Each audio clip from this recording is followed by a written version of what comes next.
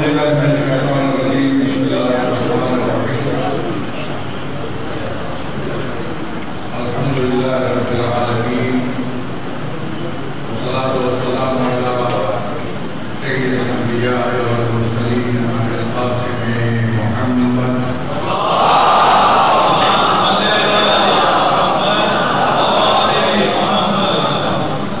وآل الطيبين وصحبه المنتجبين أما بعد فقد قال الله تبارك وتعالى والذين جعلوا فينا لنهدينهم سبلنا. جن قائدین مرحومین کی یاد میں ہم یہاں اکٹھے ہوئے ہیں، ان کی ارواح کی شادمانی کے لیے، تمام شہداء کے لیے، حاضرین کے مرحومین کے لیے سورہ فاتحہ اور سورہ اخلاص۔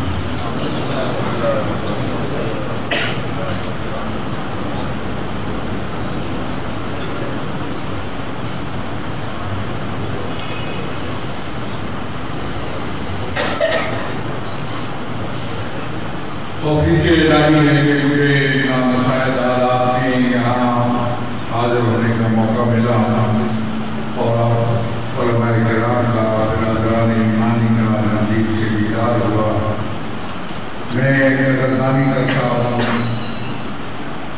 شیعہ علماء کونسل کراچی ڈویژن کی کہ انہوں نے بڑی محنت کے ساتھ، کوششوں کے ساتھ یہ پروگرام منعقد کیا۔ البتہ بارش کی وجہ سے کچھ لوگوں کو یہاں پہنچنے میں مشکلات ہوئی۔ لائق تحسین ہے قائدین کی یاد منانا، لائق قدردانی ہے ان کے لیے اپنے وقت کا ایک حصہ دینا بڑی اچھی بات ہے۔ البتہ ہمیں اس بات کی طرف توجہ دینی چاہیے کہ ہم کی اس یاد منانے ہر ہی اتفاق نہ کریں، بلکہ ان کی جدوجہد سے، ان کی کردار سے، انہوں نے جو کوشش کی، جو محنت کی، اس سے ہم سبق حاصل کریں، درس حاصل کریں اور اس کی قدردانی کا بہتر طریقہ یہ ہے کہ ان کی جدوجہد کو زندہ رکھنے میں اور آگے بڑھانے میں اپنا رول اور کردار ادا کریں۔ اہم باتیں ہیں جن طرف توجہ کی ضرورت ہے۔ پہلی بات یہ ہے کہ خدا کا کرم ہوا بر صغیر کے شیعوں پر، خاص کر پاکستان کی شیعوں پر، کہ اگرچہ ان کے ہاں دینی مدارس تھے، دینی تبلیغات تھیں، مناظرے کا ایک سلسلہ بڑی مشکلات کے باوجود انہوں نے تشیع کی حقانیت کے لیے جاری رکھا اس خطے کے اندر، اور اس مناظرے کے نتیجے میں اور اس عزاداری کے نتیجے میں اس خطے میں تشیع کو فروغ ملا، استحکام ملا، اور تشیع اگرچہ اس میں تشیع کو بڑی مشکلات پیش آئی ہیں، لیکن ان مشکلات سے تشیع نکلی اور ایک مکتب کی حیثیت سے تشیع اب دنیا کے سامنے موجود ہے۔ بڑا اہم قدم جو یہاں یہ تھے، مدارس تھے، مراکز تھے، وظائر ہے کہ سب سے بڑا مرکز لکھنؤ تھا جس سے ہم چڑھ گئے تھے، اور علماء تھے، مجتہدین تھے، تحقیقات کی، تصنیفات کی، تعلیمات کی، مناظرے تھے۔ اور یہی میں ایک بات کہتا جاؤں کہ مناظرے کا وہ انداز جو مر صغیر میں تھا وہ اب رک گیا۔ میں ابھی اصل بات سے ہٹ کر رہے بات کہہ رہا ہوں، رک چکا ہے، اس لیے کہ ایک تو وہ لوگ جو مناظرہ پڑھنے والے تھے، جنہوں نے جو مناظرے کرتے تھے یا ممبر سے مناظرہ بیان کرتے تھے، ان کے پاس اتنی صلاحیتیں تھیں، وہ صاحب علم تھے اور صاحب فہم تھے۔ اب صورتحال وہ برقرار نہیں رہی، اس لیے وہ مناظرہ جو تشیع کی حقانیت کے لیے تھا اس کا سلسلہ رک گیا۔ اور دوسری بات یہ ہے کہ حالات ایسے آئے ہیں کہ مناظرے کے انداز میں تبدیلی آنا چاہیے۔ وہ انداز دور صغیر میں تھا، غربت کے دور میں تھا، اب وہ انداز مؤثر اور نتیجہ خیز نہیں رہا، لہذا اس میں تبدیلی آنی چاہیے تھی، اور لیکن اس تبدیلی کے لیے کسی نے کوئی نظام نہیں کیا۔ میں کیسے آپ کو سمجھاؤں کہ اس وقت ایسے ایسے موضوعات مناظرے کے موضوع قرار آتے تھے جن جو موضوعات آج کے ماحول میں وہ موضوع قرار نہیں پا سکتے۔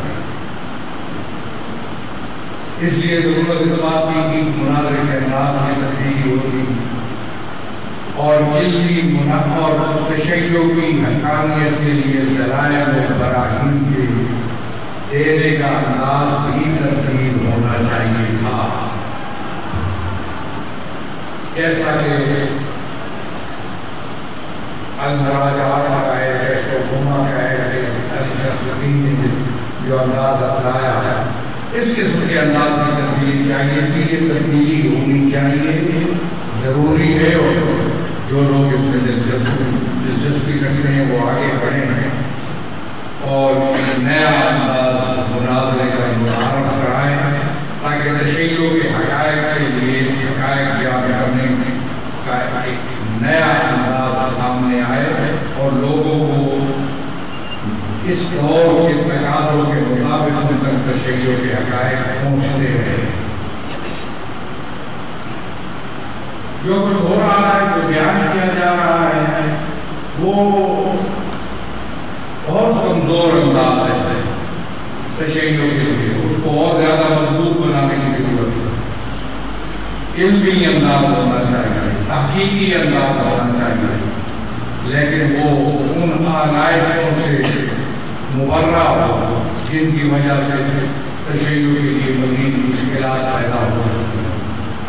یہی وجہ ہے کہ آج مناظرے کا باب بند ہوا، تشیع کے حقائق بیان کرنے کا طریقہ جو ہے وہ روکا، تو ایک مشق شدہ چہرہ تشیع کا پیش کرنے کی رو چل رہی۔ آج تشیع کے نام پر جو پیش کیا جا رہا ہے بعض جوانب کی طرف سے، اس کا تشیع سے کوئی تعلق نہیں ہے۔ تشیع آج کا مذہب نہیں ہے، تشیع مکتب تشیع اسلام کی سب سے پہلی، سب سے اولا اور سب سے اعلیٰ تشیع ہے جو صدیوں سے موجود ہے۔ آج کسی شخص کو حق نہیں پہنچتا جو تشیع کے بارے میں سارے شاید اسی ابجد سے بھی واقف نہ ہو، وہ آج تک تشیع کے بارے میں اظہار خیال ہے۔ یہ الگ موضوع ہے، کسی اور موقع پہ مزید میں اس میں تفصیل ڈالوں، اور میں کہہ چکا اس کو روکنا میری ذمہ داری ہے۔ میں بڑے پیار سے محبت سے پیغام بھجوا رہا ہوں، آپ کے ذریعہ بھی پیغام بھجوا رہا ہوں کہ وہ لوگ جو تشیع کے چہرے کو بس کر رہے ہیں اس سے بات آ رہا ہے۔ تشیع کے حقائق کی آج کے نہیں صدیوں سے چلے آ رہے ہیں، بڑے واضح اور روشن ہیں۔ ان حقائق سے ہٹ کر تشیع کے نام پہ کسی کو اس چیز کو پیش کرنے کی اجازت نہیں دی جا سکتی، اور صحیح نہیں ہے۔ اس لیے میں حضرات کو توجہ کرتا ہوں، بانیان مجالس کو، آپ کو، بانیان امام بارگاہ اور عزاداری کے جو لوگ کرانے والے ہیں، میں متوجہ کرتا ہوں لوگوں کو کہ تشیع کے حقائق سے ہٹ کر جواب نہ کریں۔ ہم نے اس ملک کے اندر اور کاموں کے علاوہ بھی میں بات کروں گا اور مجھے اپنے حوالے سے بات کرنا نہیں تھی، لیکن ہم نے جو کام کیا وہ تشیع کا روشن چہرہ دینی مکاتب کے اندر روشناس کرایا، زندگی کا کیسا روشناس کراتے ہوئے، اور ایسا روشناس کرایا کہ آپ بر صغیر کے اندر میں اس میں تبدیلی کہہ سکتا ہوں کہ جو لوگ حالات جانتے ہیں، مجھے ابھی وقت نہیں ہے تفصیل بتاؤں کہ تشیع کو کیسے چلا اور تشیع اور رشیدوں پر کیا گزری اس مسئلے کے اندر آج، اور تشیع پر کتنی الزام تراشیاں ہوتی رہی اور تشیع کے خلاف کیا کیا باتیں ہوئی، آج مستند مسالے موجود ہیں، ان کے مستند مقامات سے تشیع کے خلاف الزام تراشی رک گئی ہے۔ بر صغیر میں پہلی مرتبہ ہوا، جیسے میں کہتا رہا تھا، بر صغیر میں پہلی مرتبہ ضابطۂ اخلاق پر تشیع کی نمائندگی کرتے ہوئے ہم نے اور تسنن کی نمائندگی کرتے ہوئے دور ایک اور شخصیت نے پہلے ضابطۂ اخلاق پر دستخط کیے تھے، جس کے بعد رو چلی ضابطۂ اخلاق کی ہر حکومت آئی لیکن نئے ضابطۂ اخلاق بنائے۔ منبع کوئی ضابطۂ اخلاق تھا جس پر ہم نے دستخط کیا، اور وہ پہلا ضابطۂ اخلاق تھا بر صغیر میں تشیع کی طرف سے اور دوسری طرف سے دستخط نہ کی۔ اس لیے مناظرے کو ہونا چاہیے نئے انداز میں، اچھے انداز میں، تشیع کے حقائق بیان ہونے چاہیے، تشیع کے چہرے کو پس کرنے کی کوششیں چھوڑ دینی چاہیے۔ بڑی مشکل ہے، اس لیے کہ مجھے حکم ہے کہ قولا لہو قولا موسیٰ ہارون جاؤ فرعون کے پاس، انہ طغیٰ، وہ سر اس سے بڑا اتفاق ہوئی، لیکن قولا لہو قولا لینا، نرمی سے گفتگو کرنا، اللہ کو یتذکر ہو یا شاہ تاکہ وہ نصیحت حاصل کر لے اور ڈر جائے۔ اس لیے نرمی سے بات کرنا میری ذمہ داری ہے، لیکن میں نظر انداز نہیں کر سکتا ہوں خرابی کو اور بگاڑ کو جو قوم کے اندر پیدا کرنے کی کوشش کی جا رہی ہے، نظر انداز نہیں کر سکتا۔ اس کے لیے یہ نرمی سے پیغام اور اس کے بعد جو دوسرے فرائض ہیں وہ اختیار کرنے ہوں گے۔ ہم نے مراجع کی خدمت میں بھی ابیات پیش کر دی ہے، ابھی اس تفصیل کا وقت نہیں ہے، میں اور کہنا چاہتا ہوں۔ بر صغیر کے شیعوں نے جو ایک اہم قدم اٹھایا، اس کا آغاز کراچی سے ہوا، جنوری 1964 اسی کراچی سے، کہ انہوں نے قیادت کے کنسپٹ کو دنیا کے سامنے پیش کیا۔ مرجعیت نہیں تھی آپ کے پاس، مجتہدین نہیں تھے، مراجع نہیں تھے، مرجعیت ہے جو ادارہ ہے، انسٹیٹیوشن ہے جو غیبت امام میں جس سے رہنمائی کی جا سکتی ہے، فقہی مسائل ہے، دینی مسائل ہے، لیکن یہاں جو تشیع کو اجتماعی مسائل پہ درپیش ہے، جو تشیع کی اس کی اپنی حیثیت چیلنج ہو چکی تھی، جہاں آزاداری کے سید الشہداء میں رکاوٹیں ڈالنے کی کوشش کی جا رہی تھی، وہاں شیعوں نے بڑھ کر قیادت کی بنیاد، قیادت کی سوچ، قیادت کی فکر کی بنیاد رکھی اس کو کیا گیا۔ بہت بڑا دانشمندانہ اقدام تھا، بہت بڑا دانشمندانہ اقدام تھا بر صغیر کے اندر، بلکہ میں کہتا ہوں پورے تشیع کے اندر جہاں جہاں تشیع ہوئی ایک خلافہ مرجعیت تو آپ کے پاس نہیں تھی، رہنمائی کس سے لیتے تھے؟ اس لیے قیادت کی بنیاد ہے، اور قیادت کا معنی ہے رہنمائی کرنا، قوم کو گائیڈ کرنا اور رہنمائی کرنا، اور جس انداز میں قیادت کی رہنمائی کی وہ بھی تاریخ کے اندر نہ کرنا۔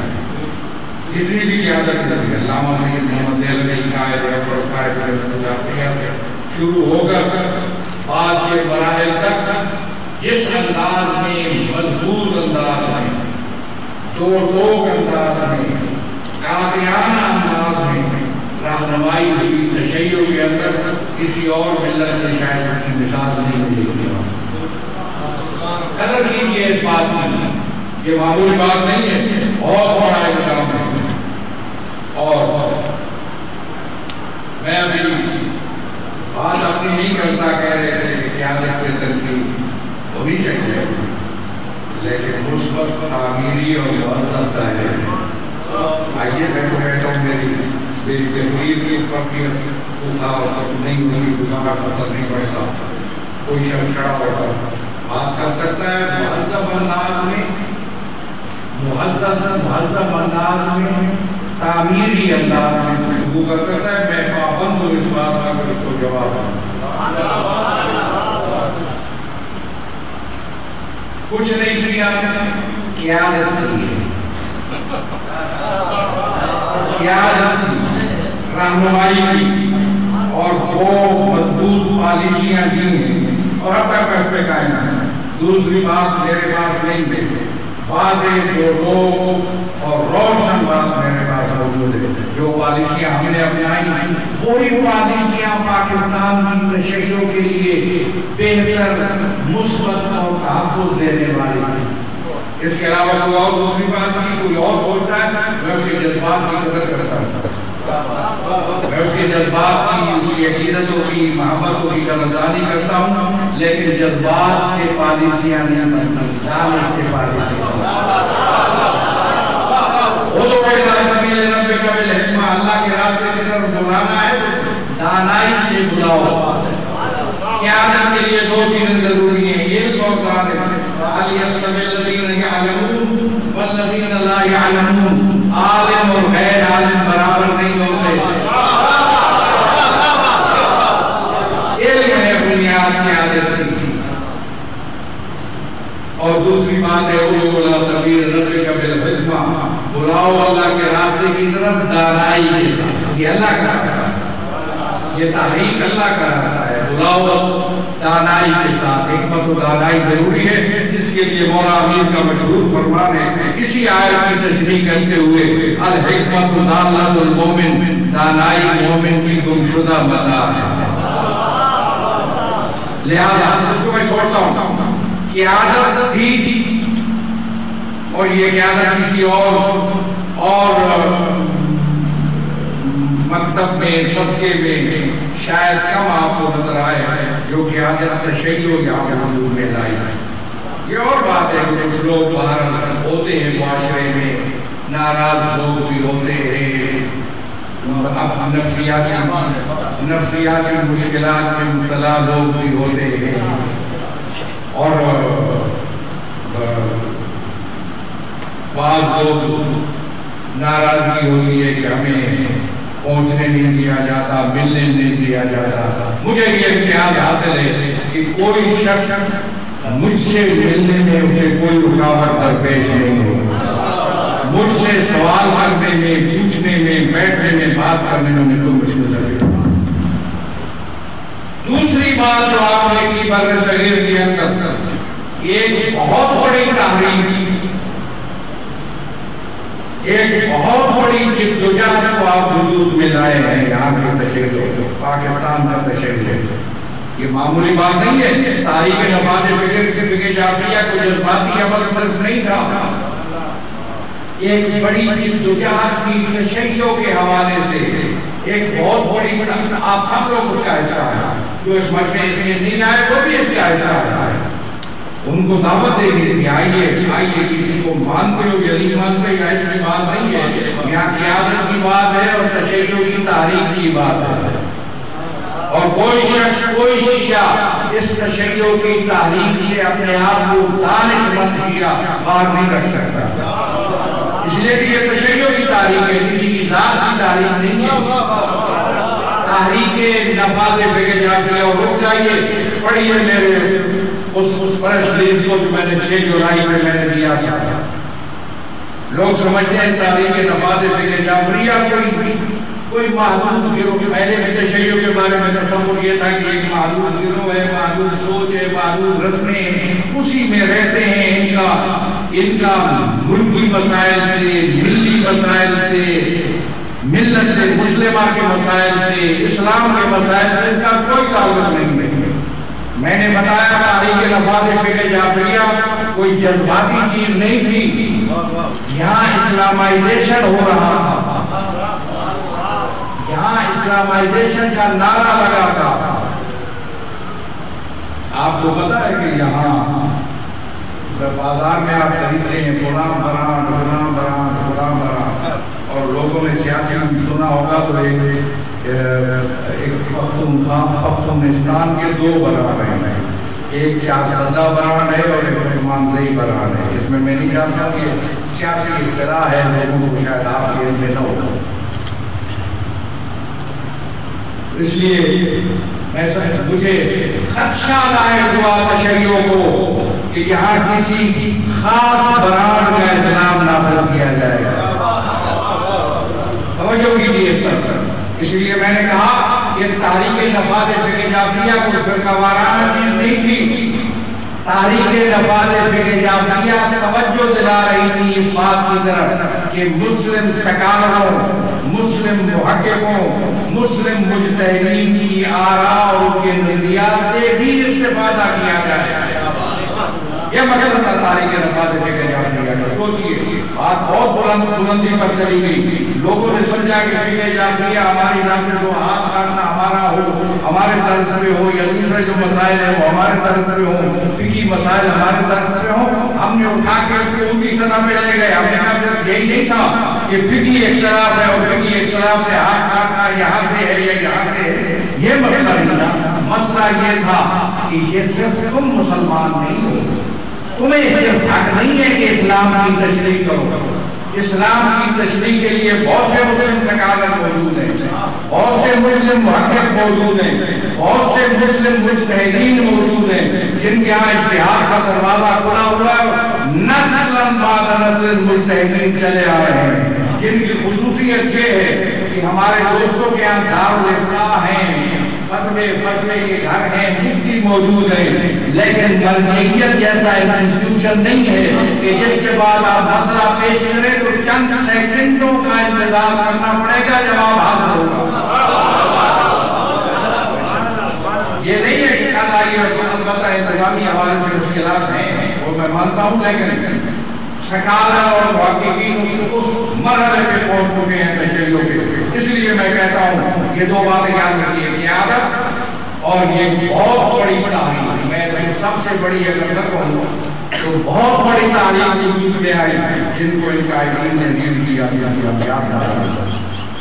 اور اس کی بڑائی اور عظمت، بہت سی باتیں اب ٹائم نہیں ہے، اس کی بڑائی اور عظمت کا یہ ہے کہ جتنی بھی ضربیں لگی اس کے اوپر، اتنا طاقتور بدن تھا اس تحریک کا، جتنی بھی ضربیں لگائی اس ملک کے طاقتور حلقوں نے، وہ تحریک کی تو برداشت کر سکی کوئی اور ہوگی تو آج اس کا نام نشان تک نہ ہوگا۔ وہ آج بھی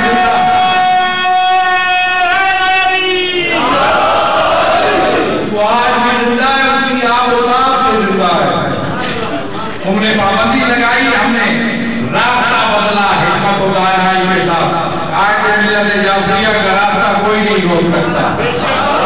میں گاؤں کریا گوٹ جاتا ہوں، میں نے کچھ چیزیں چھوڑی ہیں جن پہ شاید جو آگے رکاوٹیں کھڑی کرتی ہیں، لیکن میرے لیے راستہ کھلا ہے۔ میرا میڈیا یہ عوام ہے جن سے میں ملتا ہوں، میرا میڈیا یہ تنظیم ہے جو ہم نے قائم کی ہے، اس کی ذمہ داری ہے کہ لوگوں تک پہنچائے پیغام کو، اور ذرا کمزوری ہے لوگوں تک میسج، لوگوں تک صحیح پیغام، لوگوں تک صحیح نظریہ ان تک نہیں پہنچتا۔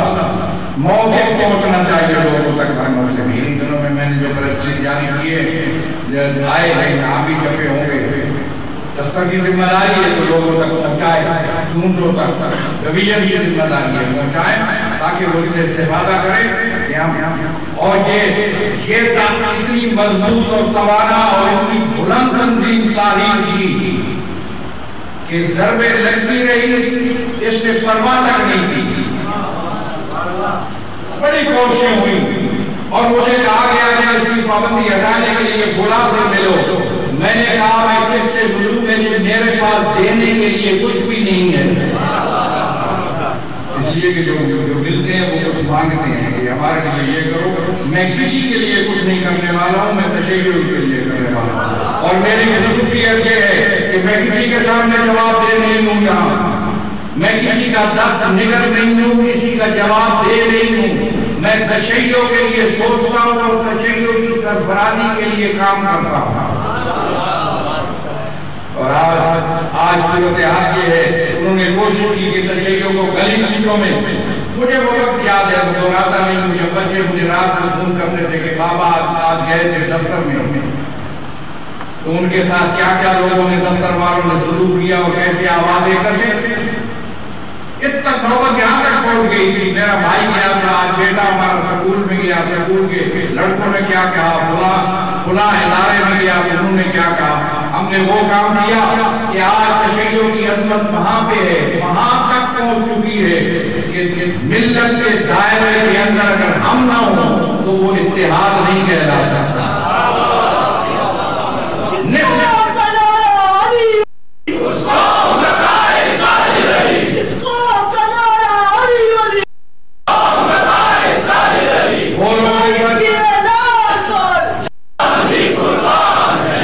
کروڑوں روپیہ صرف ہوا، اربوں روپیہ صرف ملت سے نکالیں، ہم درمیان میں بیٹھے، امت مسلمہ کے درمیان میں بیٹھے۔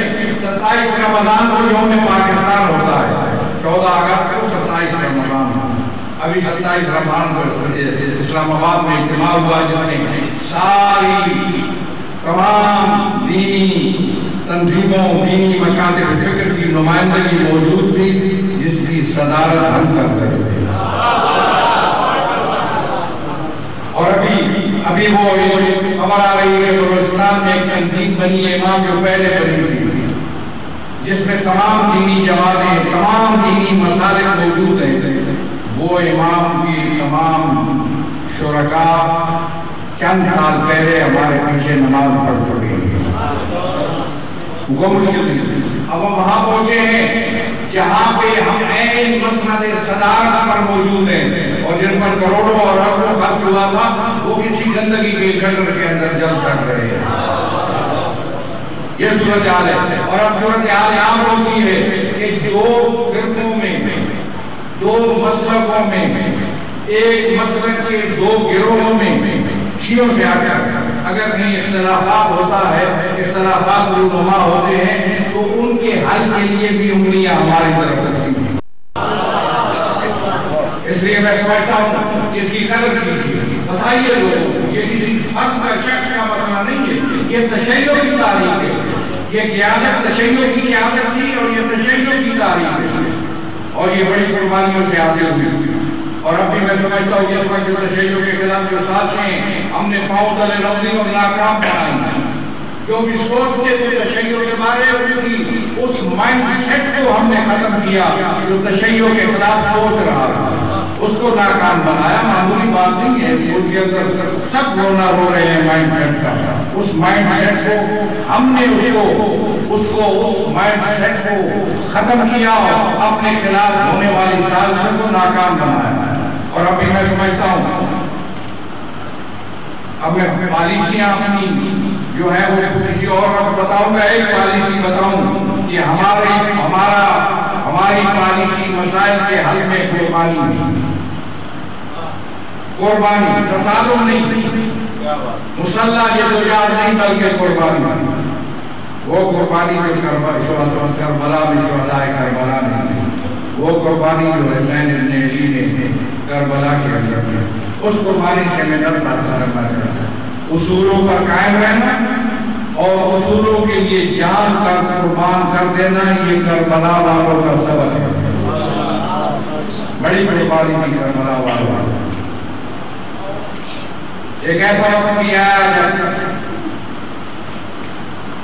جب سید الشہداء میدان میں تنہا موجود تھے۔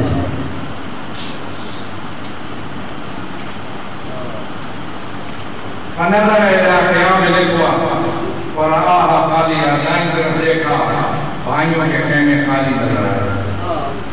ونظر الى قیام الاصحاب، بائیں طرف دیکھا تو اصحاب کے خیمے بھی خالی نظر آئے۔ فنظر یمینا و شمالا، دائیں اور بائیں دیکھا تو کوئی ہمدرد اور غمگسار نظر نہ آیا۔ ایک خیمے کو لپٹ کے رکھا، چل پڑے سید الشہداء اس خیمے کی طرف. جب خیمے کے نزدیک آئے تو سید سجاد تڑپ کے اٹھتے ہیں. پھوپھی کہتی ہیں بیٹا کیا ہوا؟ کہا پھوپھی اماں آپ دیکھ نہیں رہی ہیں فَإِنَّ رسول اللہ قد اقبل، فرزند رسول تشریف لا رہے ہیں، میں میرا احترام کے لیے اٹھنا لازم ہے. آئے ہیں سید الشہداء. پوچھا بابا آپ اور قوم کے درمیان کیا ہوا؟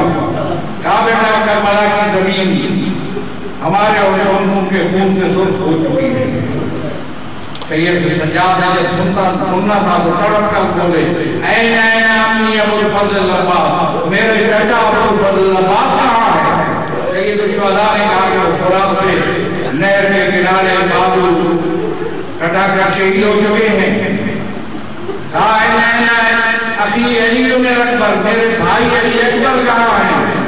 کہا قد قتل، این قاسم قد قتل، این مجاہد قد قتل. جواب ملتا رہا. سید الشہداء نے سوچا کہ میں بات طویل کرتا ہوں، ہو سکتا ہے سجاد کی حالت خیر ہو جائے، اس لیے کہا بیٹا یا تم بچ گئے ہو یا میں بچ گیا.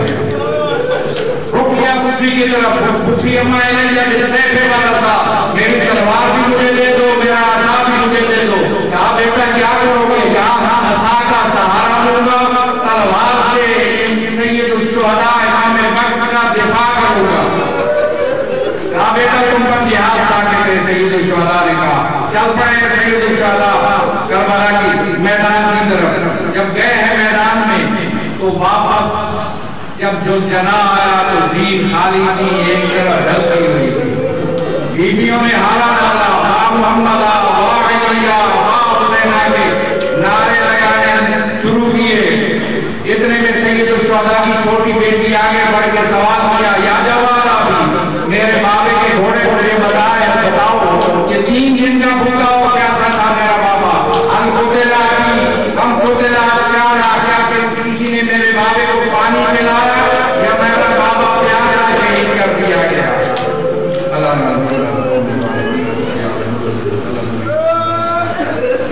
اور نام میں اپنے آمن اور برکت نازل فرما. منتظمین کی بارگاہ کاوشوں کو قبولیت عنایت فرما، حاضرین کی کوششوں کو قبولیت عنایت فرما. بارگاہ تشیع کو سرفرازی اور سربلندی عنایت فرما. تشیع کی تحریک کو بارگاہ زیادہ سے زیادہ مضبوط اور توانا بنا. تشیع کے قائدین کی جدوجہد کو ہمارے لیے مشعل راہ قرار دے. بارگاہ جو کسی مشکل میں مشکل رفع فرما، جنہیں کو مسئلہ درپیش ہے مسئلہ حل فرما. بارگاہ جو پریشان ہے پریشانی دور فرما، جو تندرست ہے فراترسی عنایت فرما، جو بے روزگار ہے روزگار عنایت فرما، جو مغروب ہے قرض ادا فرما، جو بے اولاد ہے اولاد عنایت فرما. بارگاہ سلامتی اور خیر عنایت فرما. حاضرین کے دلوں میں جو حاجات ہے تو غریبوں کے ساتھ صدور ہے پوری فرما. ہم سب کی توفیقات خیر